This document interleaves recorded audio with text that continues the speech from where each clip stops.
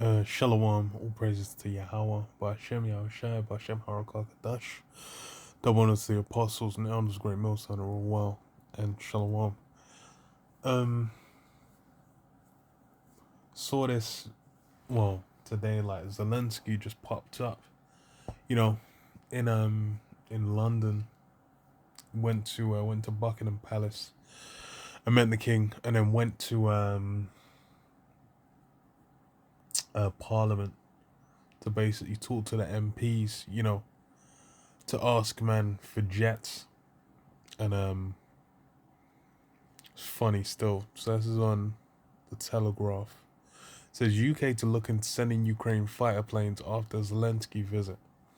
And this whole discussion, things they say in here, I just realize how loony it sounds to be asking for jets. And why that has just been the thing that's been going around. But okay. It says Rishi Sunak has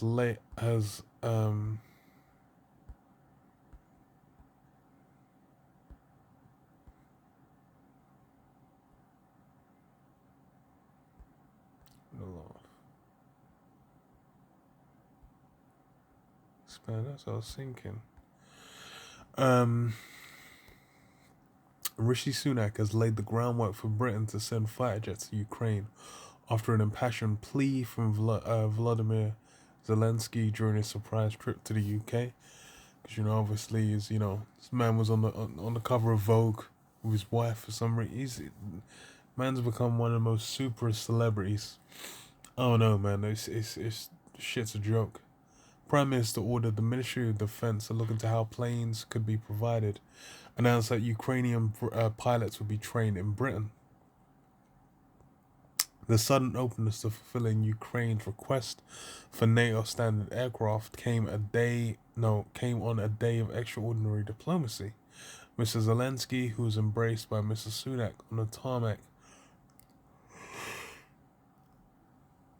of Stansted Airport, was already flying to Britain in an RAF plane by the time news broke of the visit, which had been planned in secret for months. Addressing MPs and peers in Washington Hall, Mr. Zelensky said, "I appeal to you and the world with simple and yet most important words.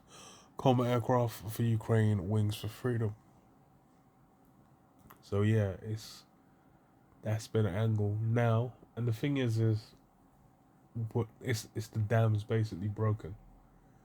Because why they initially were like, no, we're not going to give this, we're not going to give that, just aid certain suppliers, whatever. And now they provided artillery, they've provided tanks, which for them to be utilized, you're obviously gonna have to train men how to use them. And then you think, when he's asking for fighter jets, it's the same thing. But you can say like, oh, they're already trained, but these guys have, they were using Russian weaponries, till NATO started hooking them up. So as such,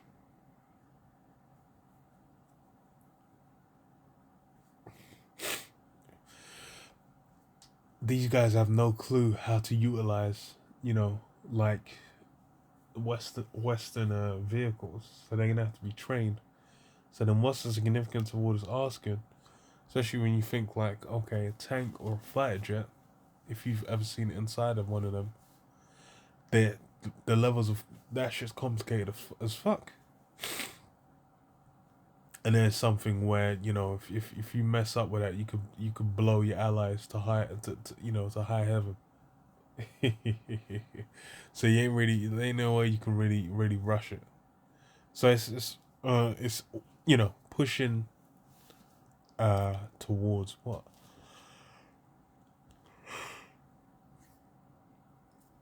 Further becoming entangled in this what's the term? Entangled in this not conflict. That's the one. So I said he presented Parliament with a gift of a helmet from a Ukrainian fighter pilot Probably the ghost of Kiev. Described with the words, "We have freedom, give us wings to protect it." In the afternoon, Mr. Zelensky met the king at Buckingham Palace and was told, "We are all worried about you and thinking of your nation," by the monarch. The call for jets was swiftly backed by Boris Johnson, the former Prime Minister, and the Tory rival Sunak, who released a statement calling for the UK to give the extra equipment it needs, which...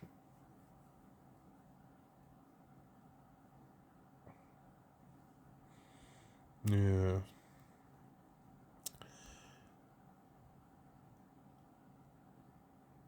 Britain will train Ukrainian pilots on simulators that can be adapted for various different aircraft, meaning they could end up using planes given by other NATO allies rather than the UK. Many of the Ukraine's allies possess the US-made F-16, so yeah, they'll be able to train to use F-16s. But then it says what?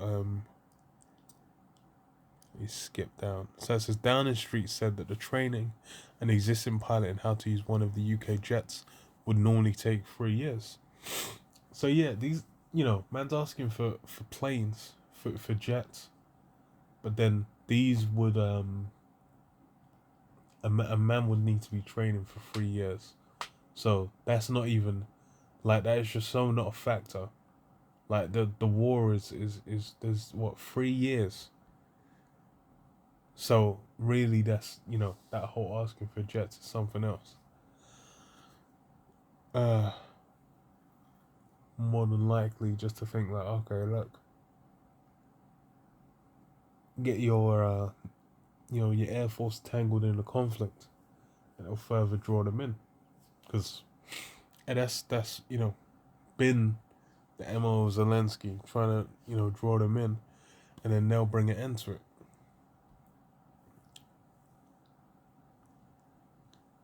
So it says normally take 3 years, arguing that giving planes immediately wouldn't help. Yeah, the ghost of Kiev might get in there. Okay, now might get in there, but then it's like, what's he actually gonna be able to do? That's a whole different, that set controls and whatnot. But again, it's dealing with a conflict as a whole. A lot of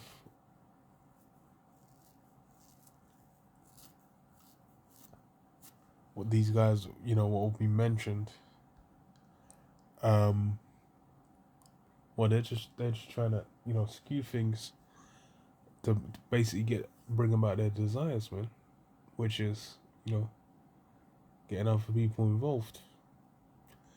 So it says the new willingness. But it says, but Mr. Zelensky later quipped that Ukrainian pilots had already been training for 2.5 years.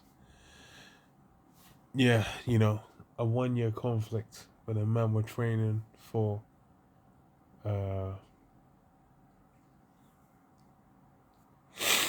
how to use Western jets like a year before. That don't make no sense, but that's a lot of what's gone down. Don't really make no sense. So it says the new willingness to consider giving UK planes for the battle against Vladimir Putin's fighters is a marked change, even just from even just a few weeks ago. It echoes similar moves in the past to eventually agree to send heavy artillery and tanks for use by Ukrainian soldiers. Yeah. So now people are looking like, oh, instead of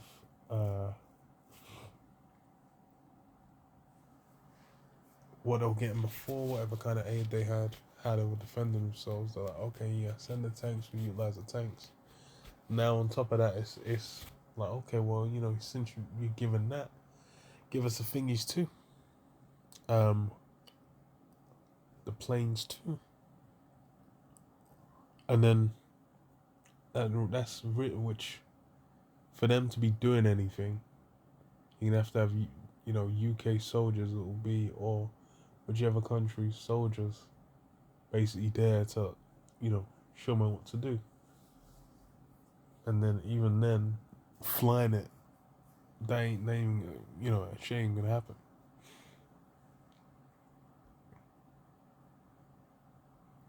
But still, but like they said, asked questions before, and it was like nah, and then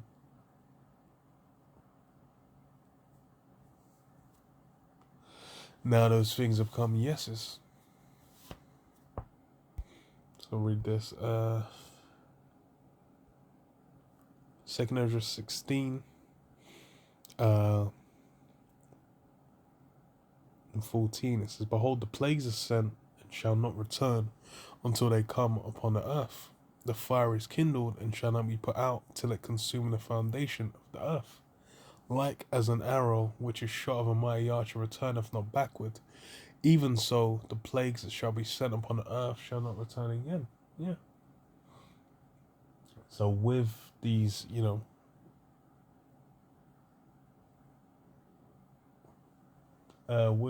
with this conflict, it's a thing where it's not, ain't gonna be resolved easily or peacefully. It's the disagreements will continue, and the magnitude of the conflict is gonna ratchet up.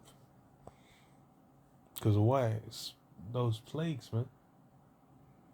Says what? They'll worsen and intensify. They ain't, ease ain't being found.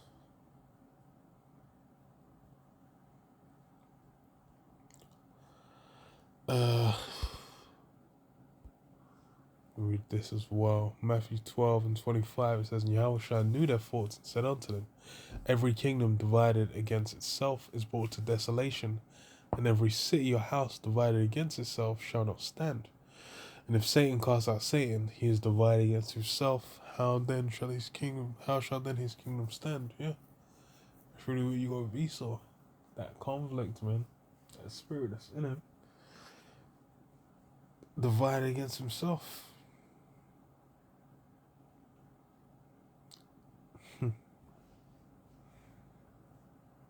Hella divided against himself. That's, what was saying manifest with these speeches being had, going and rubbing shoulders with certain people. And then, voila. Means of stretching out the conflict occurs.